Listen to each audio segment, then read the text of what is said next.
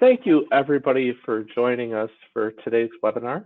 My name is Jeremiah DeGullen with the Center for Professional and Executive Development. Welcome to today's webinar on professional goal setting and navigating your career journey, part of the 2022 alumni webinar series. Before we get started, I wanted to turn things over briefly to Shannon Tim from the Wisconsin School of Business. Shannon? Thanks, Jeremiah. My name is Shannon Tim, and I'm the Director of Alumni Relations at the Wisconsin School of Business. It's great to be with everyone today, and thanks for joining. It's a new year, and naturally, a lot of us, I think, are thinking about goals. So I'm thrilled that we have Betsy here to guide us through today's topic on goal setting, and Jeremiah will introduce her in just a bit. Before we get started, we can go to the next slide here. I just wanted to share an upcoming event that you might be interested in. On February 1st, we're going to be hosting a virtual networking event for alumni. So this is a great way to meet people from all over the country. It's fun, it's fast-paced, you can meet up to 6 people in an hour. We're also finalizing some details for additional events in the upcoming months, so stay tuned to your email or visit the alumni section on business.wisc.edu. That's where you can find all the information about all the events and opportunities that we have. And so with that, I'm going to turn it back over to Jeremiah to get us started. Thank you so much, Shannon.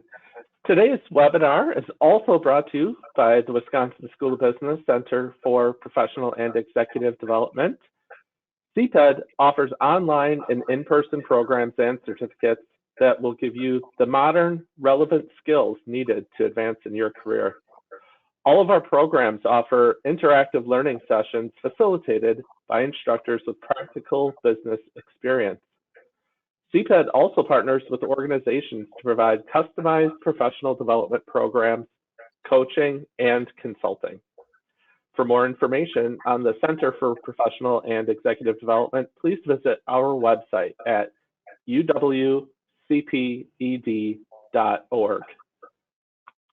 If you have any questions that you'd like to ask during today's webinar, you can submit those questions using the questions box in the GoToWebinar control panel. And you can expand or collapse that control panel using the orange arrow. We'll pose questions that are submitted during the Q&A at the end of today's webinar. I also just want to mention that today's webinar is being recorded, and a link to the recording and a copy of the presentation will be made available in the coming days.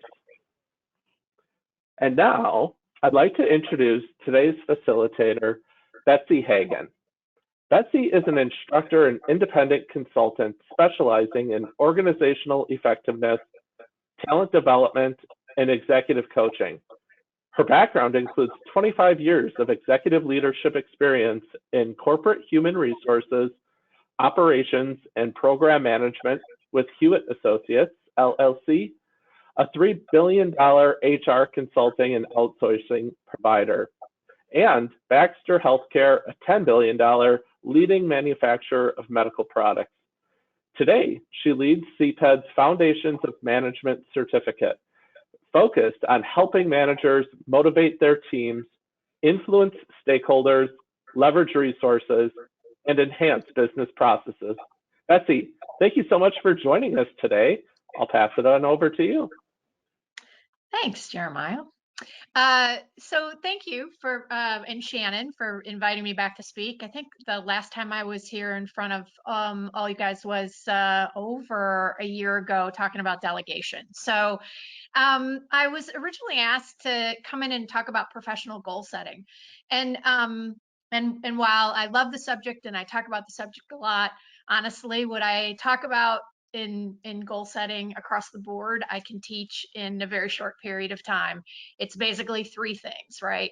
It is make sure that whatever goal, whether they're your professional goals, whether they're your performance goals for the year, whether there's some kind of life goal that you have, you know, just make sure that they're as specific and clear as possible using SMART goal modeling, specific, measurable, attainable, relevant, and timely. You guys probably already heard that, right? Make sure that you're communicating those goals to other people. That helps you create accountability for yourself and sort of increase that sort of awareness of others, that of things you're trying to work on. And then finally, make sure that whatever you're setting for yourself in terms of goals is really aligned to things that matter to you, because honestly, motivation to achieve those goals is completely self-directed. And so if it's not aligned to things that really matter, then there's a lighter likelihood that you're going to actually follow through with those things. And that's the piece that I thought maybe would be beneficial for us to spend time around. This idea of, so what is the longer term impact and effect of the professional goals that we set? And so I have just probably maybe 40 minutes with you guys. I thought maybe we would try to accomplish a few things, one of which was just to get you to consider your professional goals in the perspective of something larger, like the overall journey that you're taking in your career. From that, from an alignment perspective, really make sure that the things that you might be focused on in terms of professional goals, really, that they are anchored in values, understood values and beliefs that help steer the direction of where you want to go. I think we should probably talk about opportunities and barriers along the way in the journey and how you might be able to address those and deal with them. I'd like to challenge a little bit this idea that our definition of success in our overall professional journeys that we take have to do with how much we climb that ladder of success, so to speak. And then finally, I'd like to just introduce this concept of career moments, which is something that I talk in my executive coaching world quite a bit with people who are looking to kind of determine not just definitively what's the next job that I get, but what am I driving to? And career best moments are something I think that it's important for us as professionals to kind of keep in the back of our mind, so that we're evaluating our opportunities against what it's going to bring to us and what it's going to bring to that longer term journey that we're on in the way of our career. So Brooke, if you don't mind going to the next slide. So why am I using this metaphor of journey? It's probably, there's a lot of metaphors we use. I've heard people talk about the rat race. There's a lot of metaphors we use when we talk about our careers and the professional goals that we set. But I think one of the most common ones, and one that resonates, I think, with most of us, is this idea that we believe ourselves to be on a journey, depending on where you're at in your stage in life. You may be at the beginning of the journey, you may be somewhere mid in the journey, or you may be at the end of the journey. But when we talk about our careers and our professions and what's next for us, very much we tend to use a language that the imagery is very much like traveling, like motion, like a journey, right? We talk about career paths that we're on. We ask ourselves, are we on the right track? Are we headed in the right direction? Brooke, if you go to the next slide. And we kind of evaluate our objectives, right? What we're trying to accomplish in journey-like terms, right? So what's next for me conversation can be about not only a destination, like I want that job or I want to work for that kind of organization, but also we have a lot of we have a lot of reflection around what's the best route to take to get to where we want to go. Is the route clear of things that could get in our way, and where are the opportunities within that route to make progress against those goals? I talked about it in the last slide. I'll talk about it again. This idea of, is our success along that journey really evaluated against how high we climb, so to speak, in the ascent of our journey and where we're going. And finally, do we consider really our career this idea of a set of experiences, right, that we have over time, a set of evolving experiences. And is that how we evaluate success in terms of where we are today versus where we want to be tomorrow? And are we gaining the experiences that we want to kind of label not only the outcome of what we're trying to do in our careers, but also the experiences that we're having along the way in the travel, so to speak. So Brooke, if you could go to the next slide.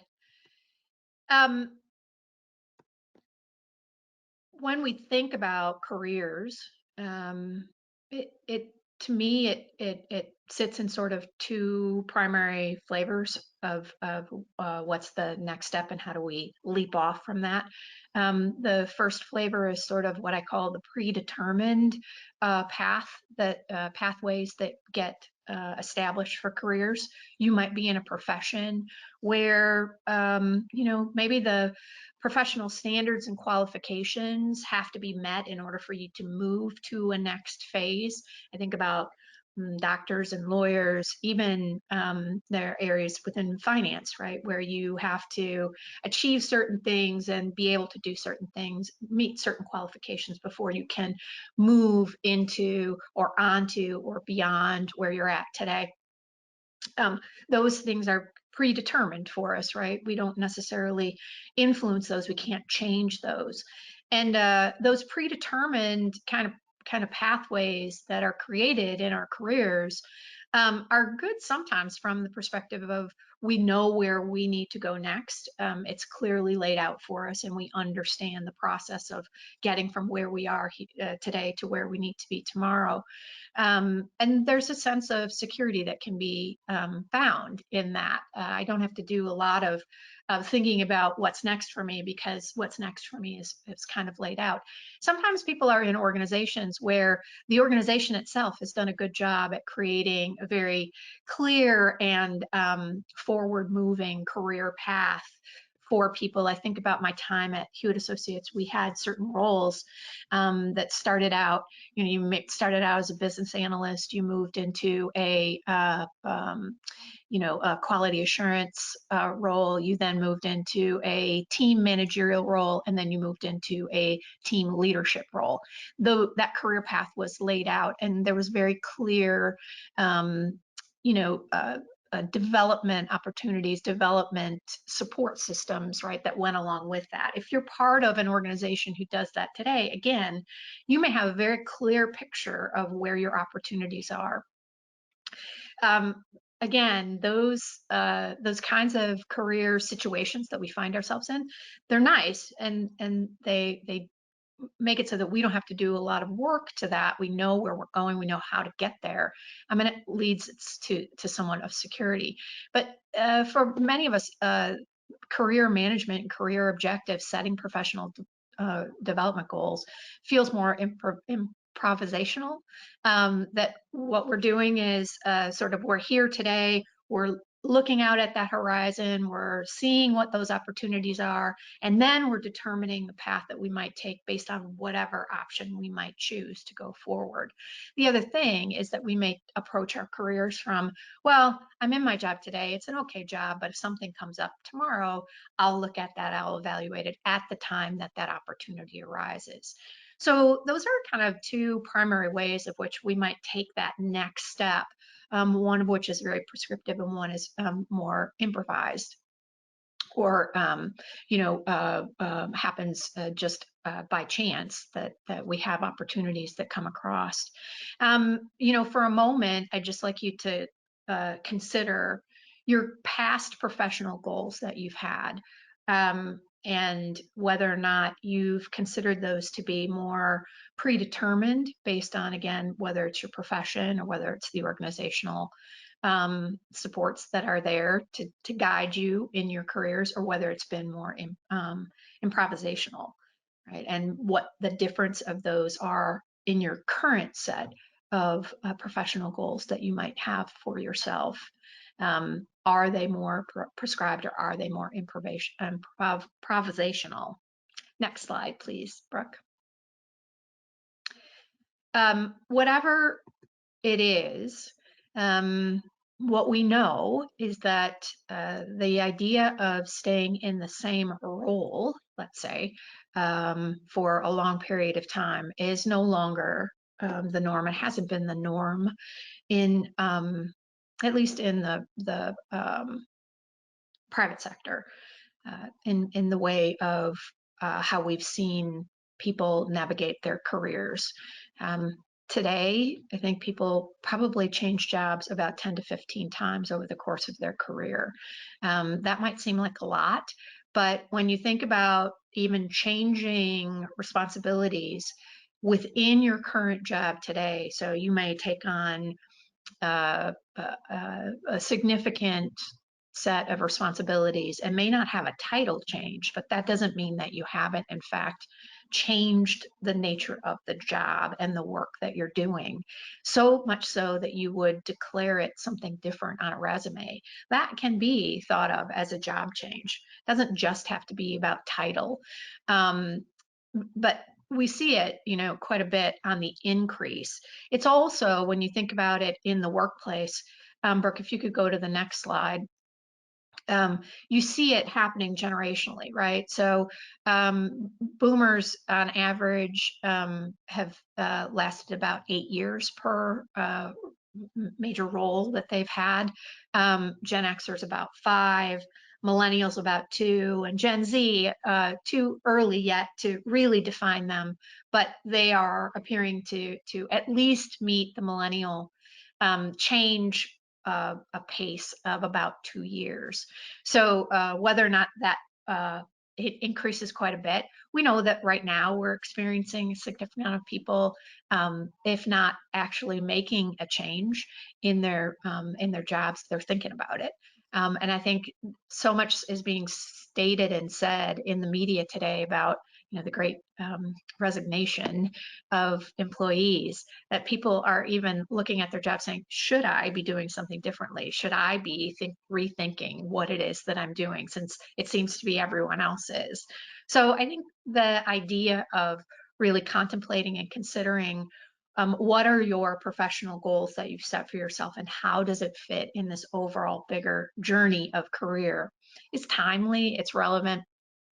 And again, I think it's supportive of making sure that whatever it is you might have your eye on in terms of what's next for you, that you're doing so in a way that's aligned to things that are really going to matter, meaning you are actually going to get the satisfaction of the change and feeling it in terms of what is going to create a positive working environment for you, a positive work experience for you. Brooke, let's go to the next slide, because what I want to do is just get a sense from you guys on where you're at right now in terms of number of positions. So Brooke is going to bring up a poll just to get a sense of how many jobs have you had so far in your life post high school. So do me a favor and do a mental tally and report back, pick one that reflects how many jobs. You can define job however you want to, but how many jobs would you say you've had so far?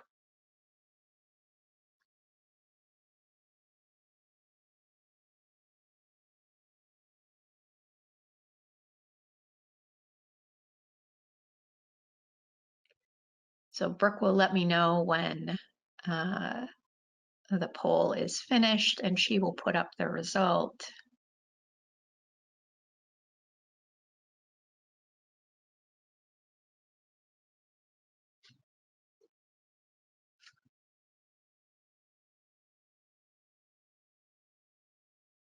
Okay, so, right, you've got 42% have had at least 6 to 10 jobs, right? So you can see that probably for those of you, even, for those of you maybe in the earliest stages of your career, you may be looking at even beating the 20 plus mark by the time you have, a number of years under your belt. And so this idea, thanks, Brooke, of how many jobs and where are those jobs and how did those jobs kind of evolve, the notion of what's next for us, I think sits in the context of it could be a lot of different things. It could be something very singular. So my next question to you guys, Brooke, we'll take it to the next slide. And then, so my question to you now is, on a scale of 1 to 10, with 1 being the least confident and 10 being the most confident, how sure are you about what job will come next?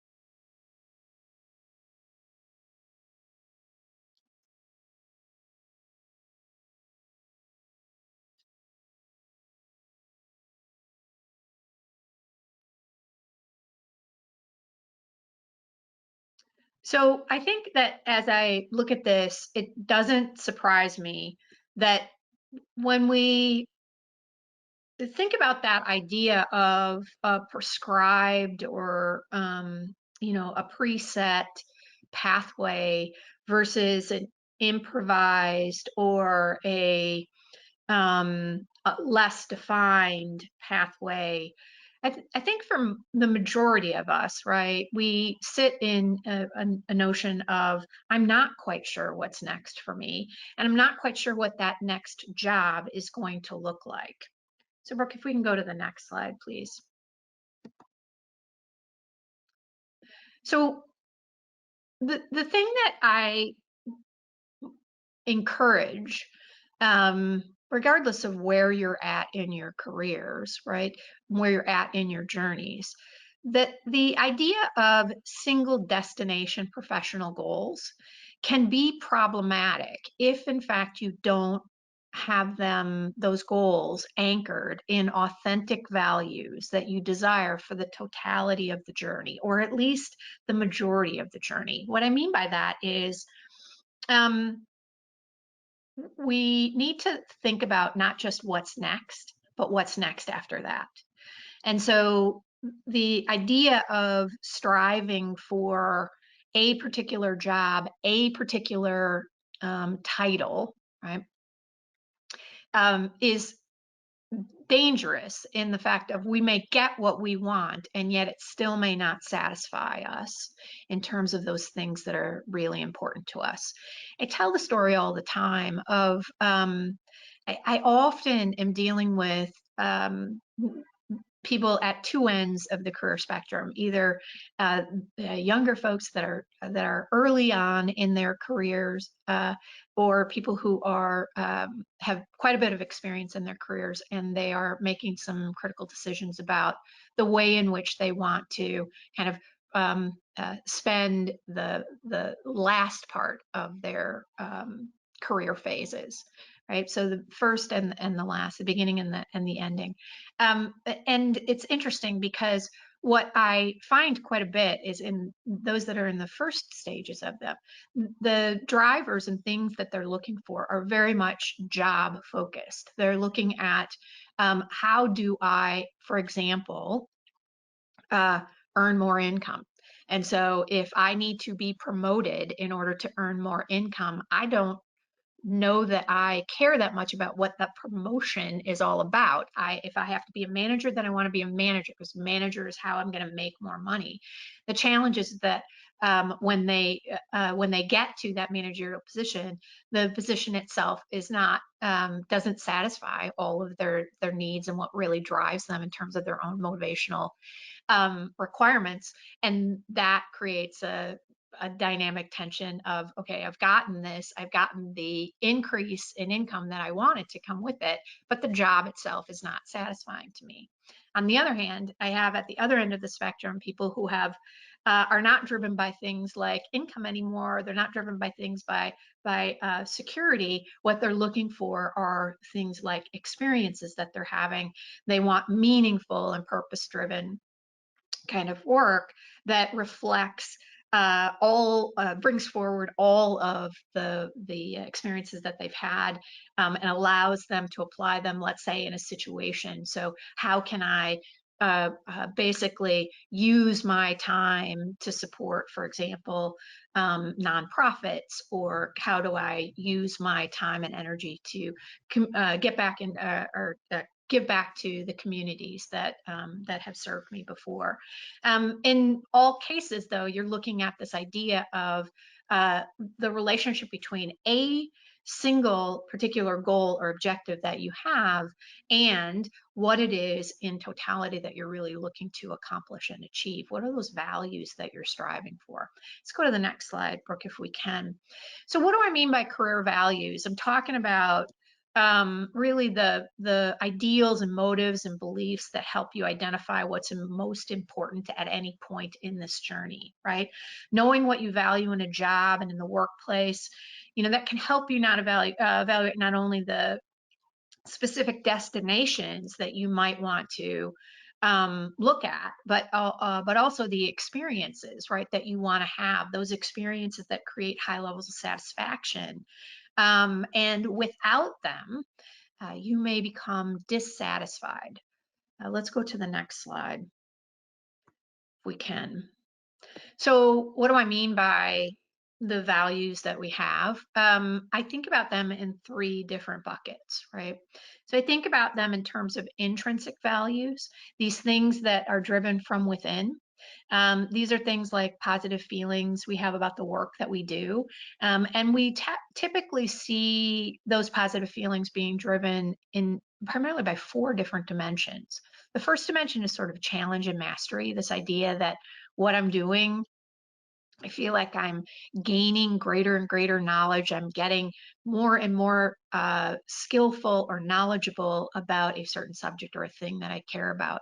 But also autonomy, that as I'm moving through this journey, right, I am gaining greater and greater independence, or the ability to have independence in the work that I do, and that it's meaningful, that my work is connected. I can see the connection to some greater purpose.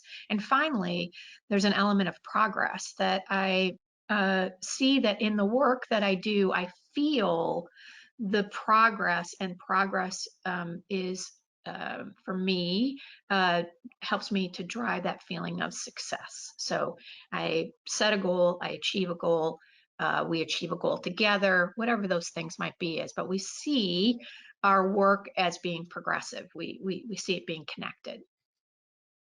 On the extrinsic side, these are things that we care about. They're tangible in terms of what we get from the work we do. So we bring our best work. We are valued for that work by the organization, by the people we work for, and it's very tangible things that we get.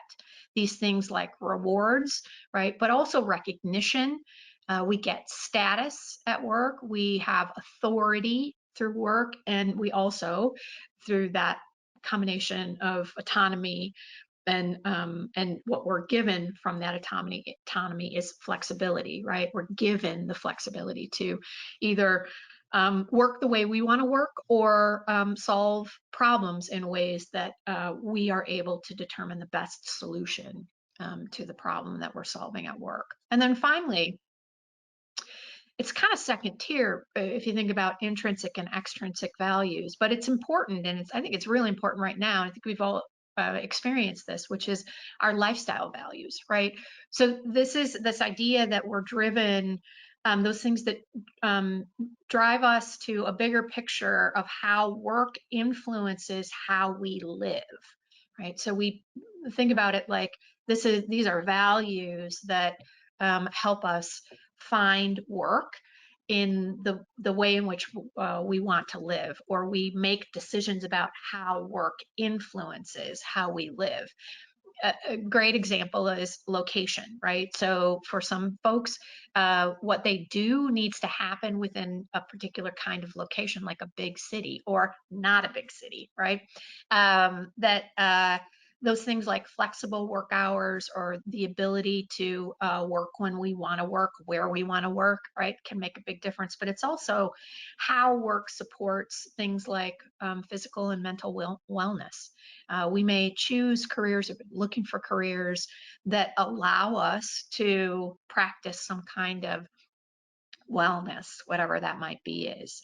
And in totality, when you think about our lifestyle values, what we are driving to in many ways are the things we need in order for us to create stability and security, right, for ourselves and what we want.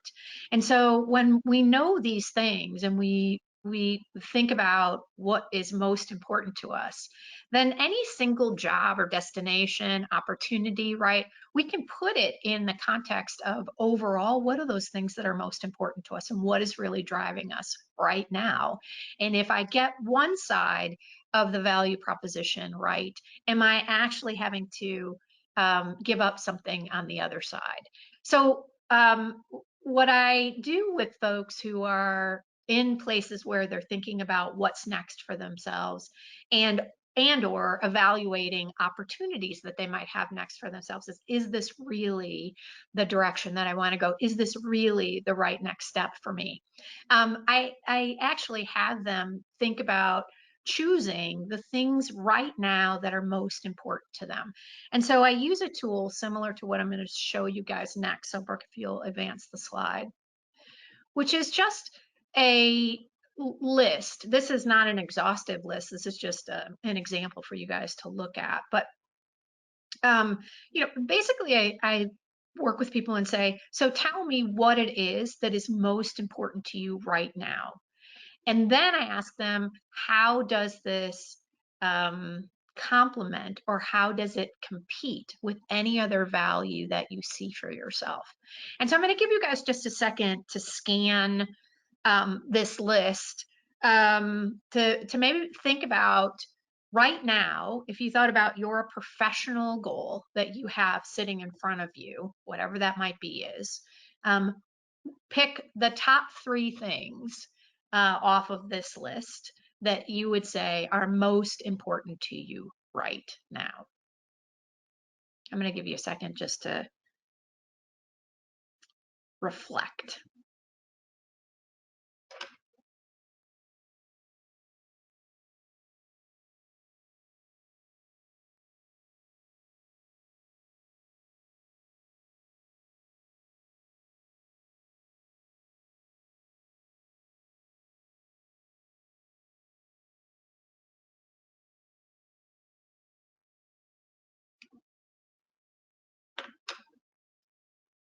So in your reflection, now what I want you to do is we're just going to do a quick compare and contrast to understand what I mean by now you have to reflect on what are the commitments or what are the things that complement or potentially compete with each other in terms of what you actually value in the work that you do, in the environment that you create, in this journey that you have. So Brooke, let's just go through. So Brooke's going to put up a series of questions for you to answer, which gives you sort of like, is it this or is it that? Kind of the optometrist view. So the first question is, the idea of making money motivates me a great deal.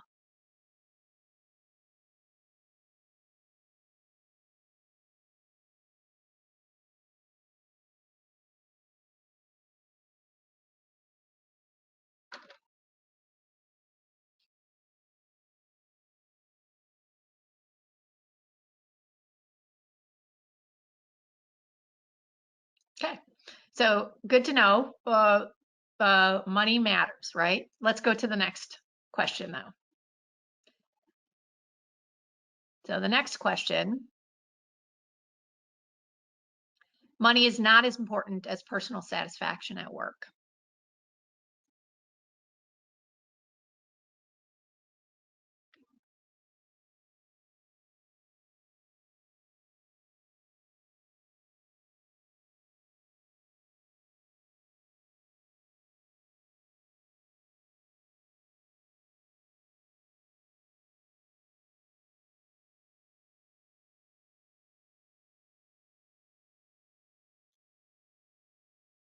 right? So we want money, but if you put it in terms of against something else, it's going to fall down slightly lower. Personal satisfaction sits above it for many of us, right? Okay, let's go to the next set of questions. I would rather have subject matter expertise than influence or authority at work.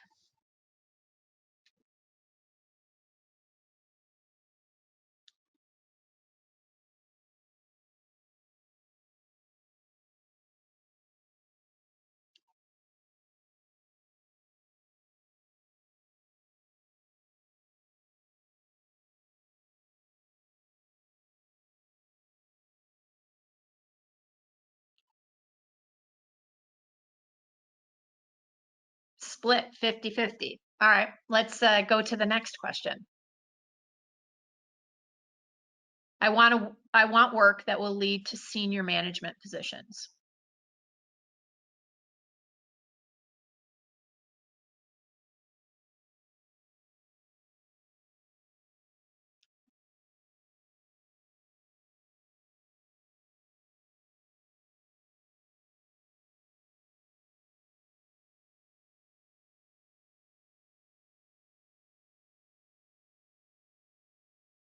Right? So in this case, the juxtaposition of those two concepts are, is there an assumption that I can be a subject matter and I can be a senior leader within the organization? That is an important assumption to basically chase down and find out whether in fact it is true that the leadership positions allow enough time to maintain subject matter expertise, because in a lot of cases, it's a trade-off that has to be made. Want to be a senior leader, you are not going to have the time necessarily to go deep in any particular subject matter. That's not always true, but it's something that you have to reflect on.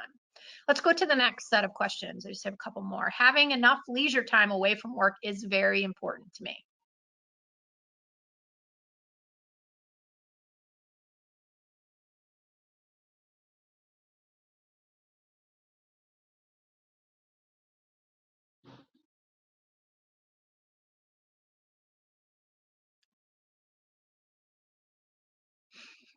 Right. Right. We could say absolutely 100%. This is important. So let's go to the next question. For the right money, I'd travel 50% of the time for my job.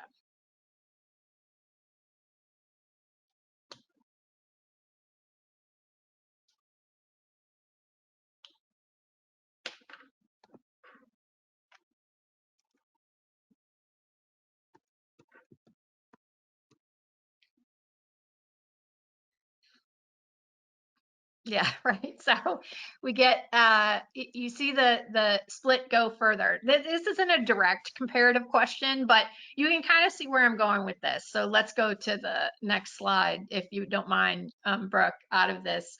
I just wanted to give you guys a sense of what you value is some things are always going to be anchored and some things are going to be transitional. Like right now, what's really important to me are these three things. I'm anchored in two aspects, but I really, right now, I care about these three things. But you have to know in what order, in what rank do you care about those things? What is truly most important?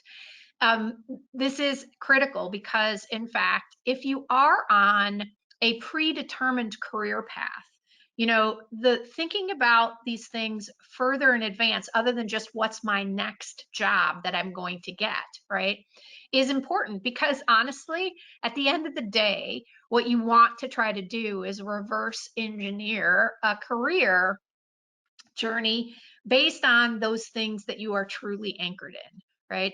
What are the longest term professional goals you have, and then work backwards from there so that you can always determine whether or not especially in predetermined paths, what's next or what's next after that, right? That might be predetermined is going to actually make sense and create environments where you are, in fact, meeting those satisfying needs because it's aligned to your values and your beliefs.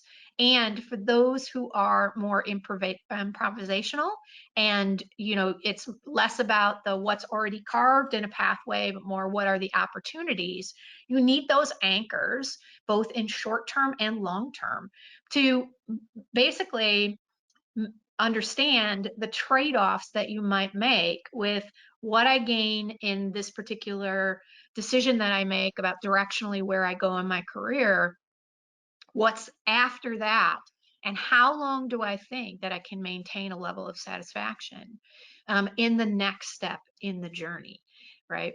And so I think about it like I tell people all the time, like, think about what your advice would be, right, to your younger self. If you were not telling yourself now what you would do, but rather think of what you would want your your end of career self to be telling you about your career choices right now. Let's go to the next slide.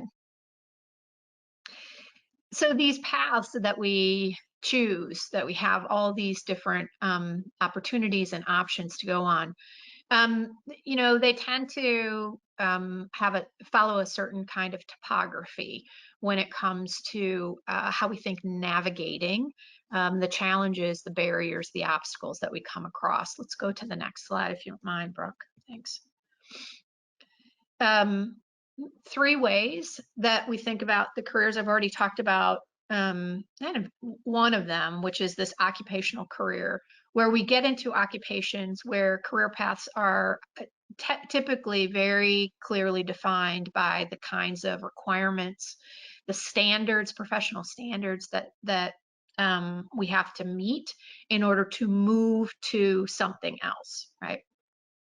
We might be able to pick things like the location of the work that we're doing, but when it comes to actually moving forward or creating a journey, other than location, we are not in 100% control over where we can go and how we get there. Those kinds of occupational career paths, I think the kinds of barriers that get in the way are sometimes, in order to achieve a certain standard of level of performance, understanding, passing through the gate, so to speak, it can take time, it can take money, and it is about our own willingness to basically do the work that is required of us to get to where we to be able to pass through the gate that is set up for us. Organizational career routes, a little bit different, right? So what I mean by organizational career routes is sometimes people find organizations that they just like to be in. Maybe they're in because they are aligned to the organizational purpose. I have talked to people who, for example, work in medical fields, in professional medical fields, not as clinicians, but as as suppliers, as manufacturers, because they see the purpose between the products that they support and the ability for people to basically stay well and be healthy, and the commitment and contribution that it makes to world health on its own, let's say. And they'll say, this is the industry that I've chosen because I see a real connection to purpose. So organizationally, they're either there, they want to stay within the organization or within the industry. And what they're doing is sort of, they're finding their way to different opportunities, maybe based on an area of expertise like marketing or sales, or maybe it is a more generalist view of what I'm really looking for, interesting problems within the organization to solve. But our drive is really to an organization or a set of organizations that sit in an industry, right? And so this is understanding the barriers that come along with that. A lot of times are around one, the existence of opportunities for growth because of the limited number of roles that are available. So you think about organizations like pyramids, right? So a lot of entry-level kind of roles at the bottom, and as you go up into the organization, into areas of authority and leadership, right, fewer and fewer roles exist. So there's this tension and barrier that's created just around finding the opportunity. The other thing that absolutely happens is organizational politics occur, right? And so you hit a plateau of growth and opportunity to where it seemingly can be about who you know versus what you know. It can seemingly be about whether or not you are aligned to a certain group or leader who then takes you and supports your continued development and growth.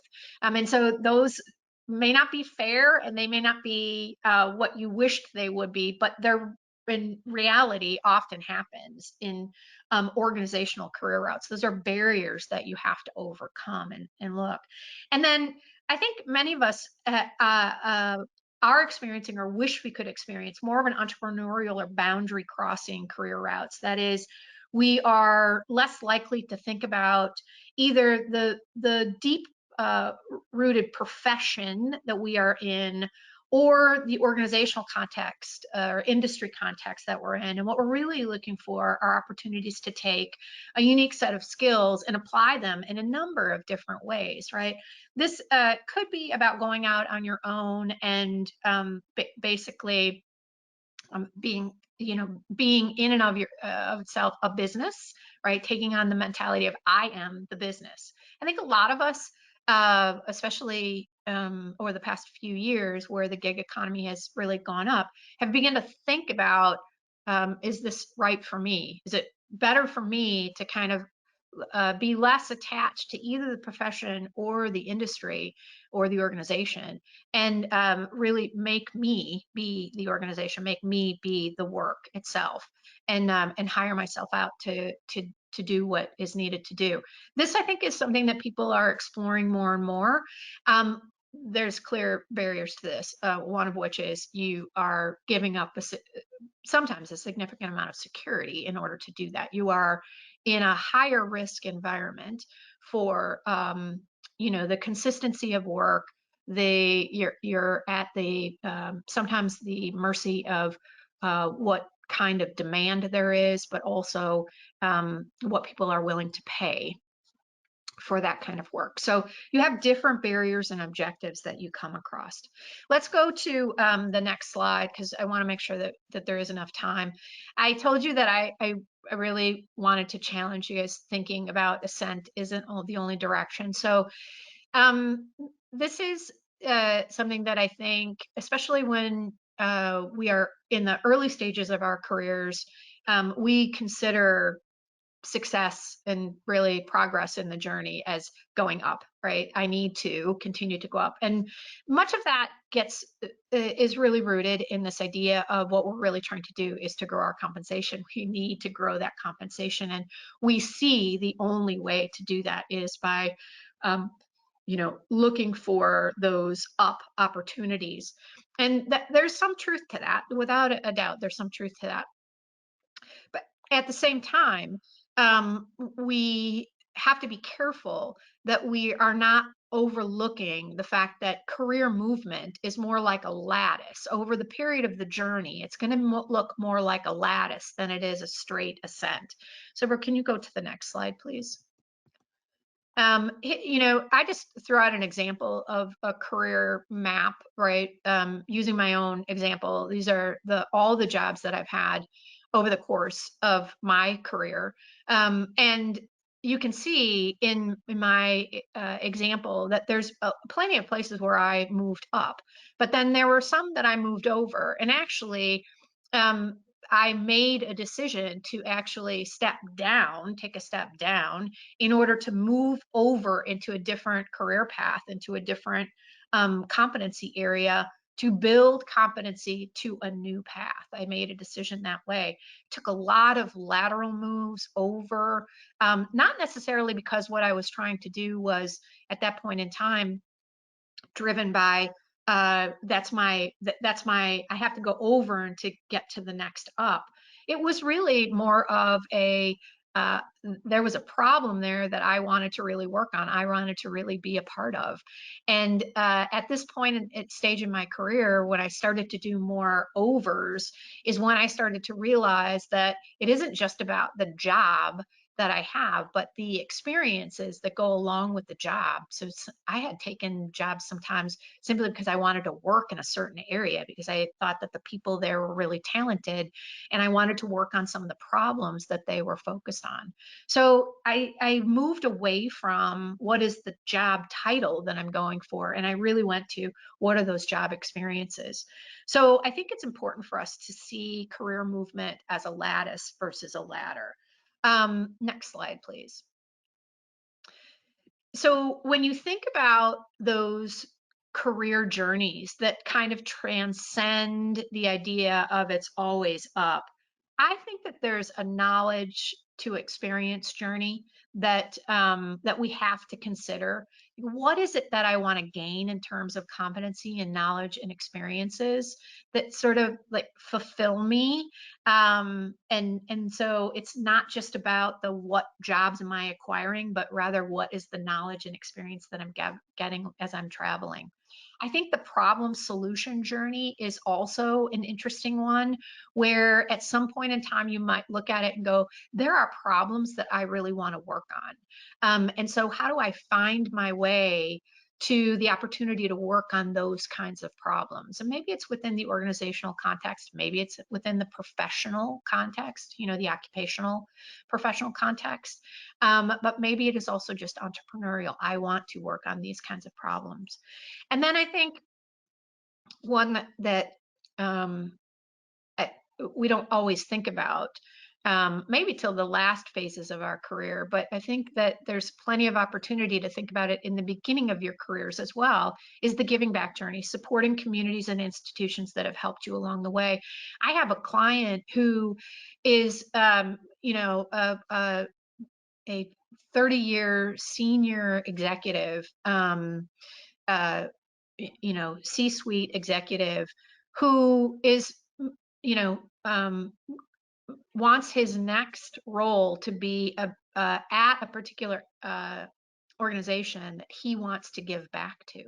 So he's not doing this from a charitable perspective. He wants to work for them. He wants this, but he believes that he has a unique set of skills and the desire to help this organization because it happened to be an organization who helped him in the past. And so he's looking at the connection between he's at a point in his journey, or he's driven in his journey by this idea of giving back. And in this case, it's to a particular organization. These kinds of perspectives, right, can really help us think differently beyond just the am I going up, right? And it helps us not to ignore the need to go up and to ascend in our career, but rather to see the opportunities and times that are not just about moving up, to be of value and something that we can gain from as part of our overall career journey. Let's go to the next slide, and then I want to get to some questions I'm going over a little bit. The last thing that I want to leave you guys with when you think about your opportunities and you think about what you're doing and where you're going is this idea of what we're really looking for beyond the single destinations that we get to in our career. I think are these career best moments, which will happen to us hopefully throughout our career, but we may not find that exact place that represents all three of these things simultaneously for the entirety of our career, right? We might be moving around in search of career best moments. Career best moments are ideas where basically what we are interested, what we are passionate about, right, aligns to what we're talented, what we can do, what we're capable of doing, and align to what the business or profession needs. When those three things come together, we tend to have highly satisfying work experiences. Now, can they be negatively influenced by things like a bad boss? Sure, but we're more likely to stick out the conditions that might be happening around us that create some dissatisfactions if those three things are in alignment with one another. If we're in alignment of those three things, and we have a good boss, and we like the organization that we're working for, this tends to be a highly productive time in people's careers. Why? Because we're sort of like, we're working on something that really matters. It's something we care about, and we, in fact, have already some demonstrated mastery to it. So when you think about the opportunities that you have, and you think about what is it that you're really evaluating those opportunities against, one of the things I think you should consider is whether or not it would present itself to be a career best moment. And a lot of times what happens is that, hey, I'm really talented at it and the business needs me to do it, but I'm not particularly passionate about this. And with that piece missing, then just understand that there's a likelihood at some point in time that even if you're good at it and the business needs you to do it, that doesn't necessarily mean that it's going to result in a highly satisfying work experience for you, and not have you continue to look out at the horizon for the next thing that you want to try to experience. All right, last, and then I want to get to some questions I went over a little bit. So here's the review slide. The metaphor is a journey. I want you to just think about it more long term. Your professional goals need to sit in the context of what is it that you want in that journey, all right? Longer than just what's next after that, and what's next after that. Our notions of destination and direction, i.e. getting to the top, are heavily influenced by those career values. Career paths are navigated through distinct topography. So think about that, right? And the topography can be different based on the kind of career path that we might be on, occupational, organizational, or entrepreneurial. Career paths are best constructed as a lattice versus a ladder. And measuring career success by the amount of career best moments is a great way to make sure that you are not just singularly focused on, did I get this job, but rather, did I experience all the things that I wanted, whether or not I got the job or not. So I want to stop and see if there are any questions along the way that I can address or answer. Thank you, Betsy. With that, like Betsy said, we'll just open it up for questions. Again, you can submit your questions using the questions box on the sidebar, and you can expand and collapse that sidebar using the orange arrow if you did happen to minimize it. Betsy, as we wait for some questions to come in, working in executive development, I work with individuals in all stages of their career. And one of the questions that often comes up is, how do I find out what I'm really passionate about in my career? And is there a good place to start? That's a hard question. Like, how do you find your passion? Right. One of the things that I say to people is, sometimes to find your passion, you have to find what is dissatisfying to you, and then reverse engineer that to say, so if that was gone, would I in fact be highly satisfied with what I do? That's one way to look at it. Like, what are the dissatisfiers? What are the things that really get in the way for you? The other thing I look at is, where do you find your energy?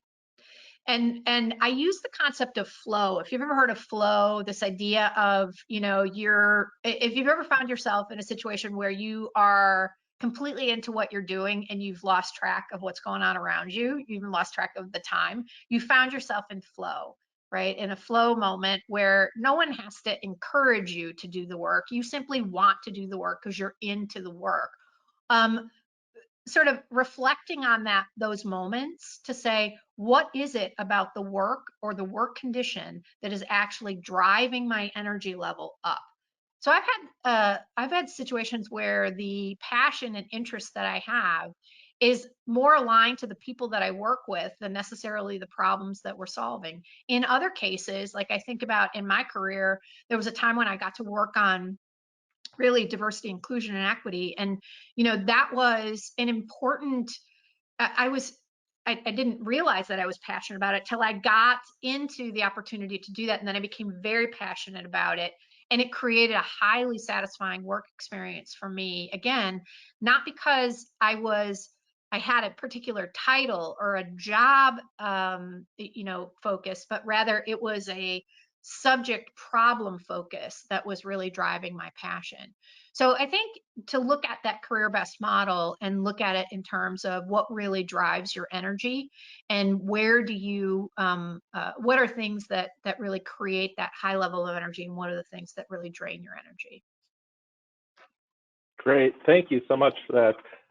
We had a question come in from Anthony, who asks, how can I balance between the rigidity of a plan and the flexibility of unexpected opportunities?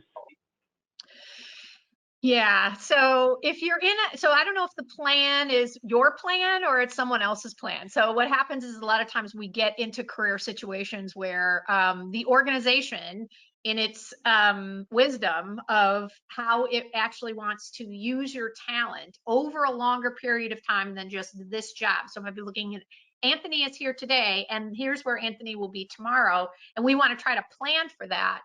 Is I think the one thing is to be sort of brutally honest with yourself about knowing, well, first of all, holding yourself accountable to knowing what that plan is and what the process would be to move from one stage of the plan to the next stage of the plan. And is it something that actually you, in fact, are driven by, right? Other than, well, this is, in order for me to be successful, this is what I have to do. If it's not, if there are other things that you want in the work that you do and the career that you have, I think it's important that you communicate that. It may not be that the organization can fulfill those things for you, but you can think about how you can use the work that you're currently doing along a plan to find ways to enhance what it is that's important to you. And if it gets to a point where those things become most important to you, then the plan isn't going to work for you. You're going to follow the plan and it will achieve certain things for you, but you will have given up the other things that are important. And the question becomes, can you make that, is that trade-off the right trade-off for you? Thank you. Question from Tim. What role do mentors play in this journey? I think mentors are really critical. And, you know, we think about mentors as, oh, I got to go out. Can I knock on your door? Hey, can I be, you know, will you be my mentor? Mentors are really there to provide sage advice. But a mentor can be a colleague. It doesn't have to be someone who is more senior or who actually can influence whether or not, you know, your career goes in a certain direction.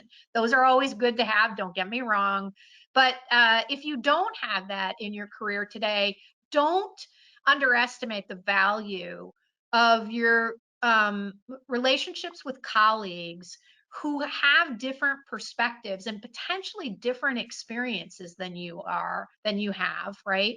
That can provide you with insight. I think mentors, not only to help you specifically in giving advice and sharing their own experiences, but I think mentors give insight into how you are thinking about things and possibly asking great questions that help you really consider whether or not you're on the right path, whether or not you are doing all the things that you need to do in order to move forward in the way that you have set a goal for, right?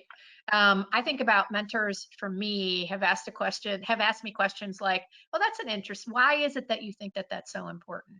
Right? Just that question alone can be a great conversation that makes you really be honest about what is behind, for example, a goal or an objective that you have. Excellent. Thank you so much, Betsy, and thank you everybody for tuning in today and watching. We want to just remind you that a copy of the recorded presentation today will be made available in the coming days, and keep an eye out for a survey to provide your response to how we're doing for you. And for more alumni information, please go check out business.wisc.edu/alumni. Again, my name is Jeremiah DeGullen. with CPED, and thank you so much for coming. Thanks, everybody.